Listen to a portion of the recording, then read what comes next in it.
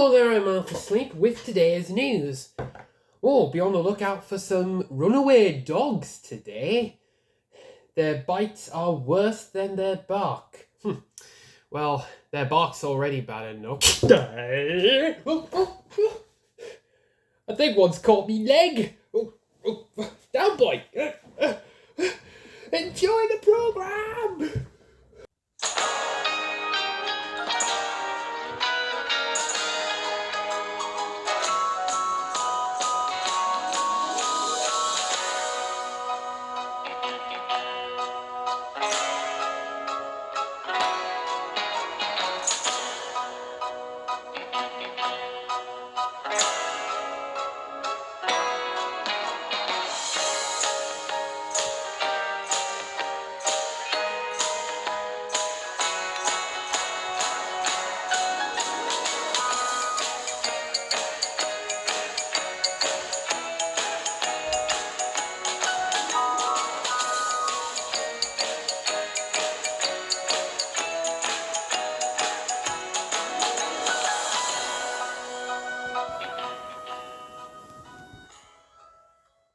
One day in Seán's world, not too long after some new friends arrived, there was a competition known as the Invention Convention, where many young scientists and inventors try to come up with the best inventions, and the winner gets a prize.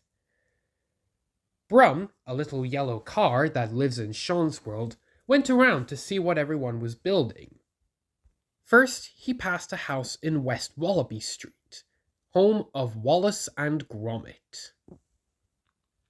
"I think I've cracked it this time, Gromit," said Wallace optimistically. "I call it the Cinematic Snack-O-Matic. It pops corn and it deals with the sweets." Gromit simply nodded. He liked this idea. And so did Brum. As Wallace pressed a button to ensure that it would work, Brum set off. His next stop was the place where Lunar Jim and his friends live. Thanks to the help of Princess Luna, Moona Luna was now part of Seán's world. Ripple was in mission control, and the Great Wolf Pack were also in there. "So, what are you making, Ripple?" asked Jim. "I decided to enter my moon mover machine, but I've made a few adjustments after some technical difficulties last time," chuckled Ripple. "Hey, that looks pretty cool," commented Wiley. "Yeah, how does it work?" "Well, Violet, take this spanner for example. I place it on one of the platforms, I push this button on the remote, and crashing comet! It moved from one platform to another." "Nice. Can it work with multiple objects at the same time?" "That's what I've been working on, Wiley. Reminds me once of when Eco and Ted asked for a square frame and a round filter, but I ended up giving them a round filter and a square frame. But with my new tweaks, hopefully it should work." "Oh, can I help, Ripple? I'm quite good at inventing things. We have a square frame and a round filter here, so why don't we test it out here?" "Great idea, Oliver."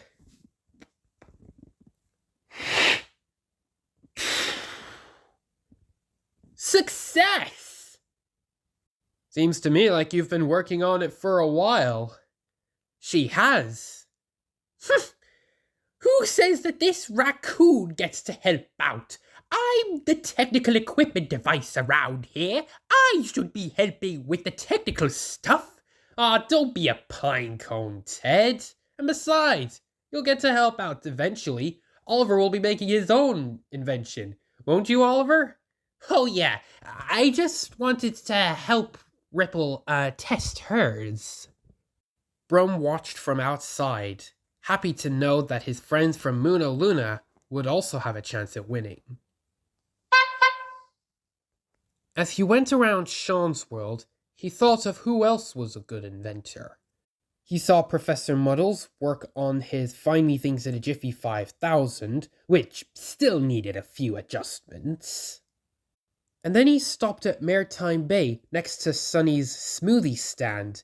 Strawberry Shortcake had set up her own truck where she sold strawberry treats. And Brum asked Strawberry Shortcake if she knew about this invention convention. Yes, Brum, I do. In fact, I have a friend called Lemon who's just testing out a new invention for it. Isn't that right, Lemon? Oh, yes, Strawberry. I'm just adjusting the last pieces here. Brum set off happily, excited to see who would win the next day, which was the day of the invention convention. But that evening, when everyone had gone to sleep, a sinister, mustache-twirling villain was afoot. An invention convention, eh? It's just the recognition I needed. If I can't win the wacky races, I'll win this invention convention. What do you say, Muttley? Ah, yes, I quite agree. These amateur inventors will not have finished their creations by tomorrow, so I'll steal their plans and I'll make my own creations. It's brilliant, I tell you. Throughout the night, Dick Dastardly went to work, being extra careful not to wake anyone. And sure enough, the next morning, when all the plans had been stolen, there was a ruckus. With Wallace, he had trouble sorting which snack came out of which part of the snack-o-matic. Now, does the popcorn come out from here or here? Where are the plans? Gromit shrugged, indicating that he didn't know where the plans were. The remote control for Ripple's moon mover machine was nicked. If only I had created buttons for the side of these platforms. That would make things a little easier. And Oliver Raccoon, who had been working on his Gem Finder 3000 since before he came to Seán's world, was also having trouble. I just don't understand why it's working this time. I've assembled it the right way. All the technical parts have been assembled. So what's going on? This thing couldn't detect stone, let alone detect gems. Despite being offered help, Oliver denied, saying that he wanted to do this alone. Brum saw all of this happen, but was worried about what to do. Until he saw a blue figure running through a crowd in Equestria when he checked on Strawberry Shortcake and her friend Lemon. And realization struck him when he overheard Zip talking with Rainbow Dash. Have you heard this Dick Dastardly has finally come to Seán's world? Ugh, with a name like Dick Dastardly, I hope he doesn't cause any trouble. And then it clicked for Brum. That mysterious blue figure with some mysterious blueprints must be Dick Dastardly. He knew about it from Twilight Sparkle telling him stories about him from a while back. Brum honked his horn loudly. And realizing that he was caught, Dick Dastardly made a run for it. Twilight saw Dick Dastardly run off and shouted, "After him, Brum!" And Brum zoomed off like a car and chased after Dick Dastardly. They passed Wallace and Gromit's house, where Wallace saw Dick Dastardly with the blueprints. "Oi! Give them back here, you thief! Go for it, Brum!" And they passed Strawberry Shortcake's cart. Ugh, that horrid Dick Dastardly. Go for it, Brum! In fact, Brum chased Dick Dastardly all over Seán's world, until they got to Balamori. Archie was inventing an automatic signpost that would list things like "all clear" and "you shall not pass." When he saw Dick Dastardly running with the other inventors' plans, he seized the opportunity to test it out. He pushed a button and the sign read, "You shall not pass." Dick Dastardly was getting out of breath anyway, but Brum wasn't.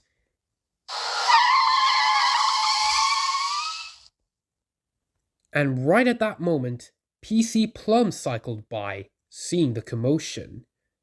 "Archie, is everything okay?" "Oh, yes, PC Plum. It appears that this invention proved useful in stopping Dick Dastardly here. Thank you, Brum, for taking him to me," said Brum. "Drat," sighed Dick Dastardly. "Foiled again." Once Dick Dastardly had been escorted off Sean's world, PC Plum went around to return all of the missing blueprints. That afternoon, the invention convention began.